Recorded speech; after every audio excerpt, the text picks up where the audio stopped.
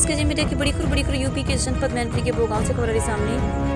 Weber to Sankisa मार्ग पर motor railway crossing के निकट नगला जालिम बाबा की मड़ी पर एक दर्दनाक हादसा हो गया, जिसमें एक डंपर संख्या यूपी 84 AT 9451 ने एक बाइक सवार को टक्कर मार दी। बाइक सवार गंभीर रूप से घायल हो गया। आपको बताते चले कि मनोज शाह की उम्र 35 वर्ष, पुत्र श्री प्रहलाद सिंह निवासी मेरापुर छदामी थाना भोगांव जनपद मैनपुरी, जो SP कोल्ड स्टोरेज सराय में मुनीम का कार्य करने के लिए अपनी बाइक से जा रहे थे, वहीं भैंसरोली की तरफ से तेज रफ्तार से आ रहे डंपर ने टक्कर मार दी, जिसमें मनोज गंभीर रूप से घायल हो गए। सूचना पाकर पहुंची पुलिस ने घायल को निजी वाहन के माध्यम से जिला अस्पताल मैनपुरी भिजवा दिया। वहीं मौका पाकर चालक परिचालक दोनों फरार हो गए। पुलिस ने डंपर को अपने कब्जे में लेकर थाना भोगांव भिजवा दिया है। ये दिखाते हैं पूरी खबर सहयोगी संवाददाता प्रदीप सैनिक साथ में पूरी रिपोर्ट।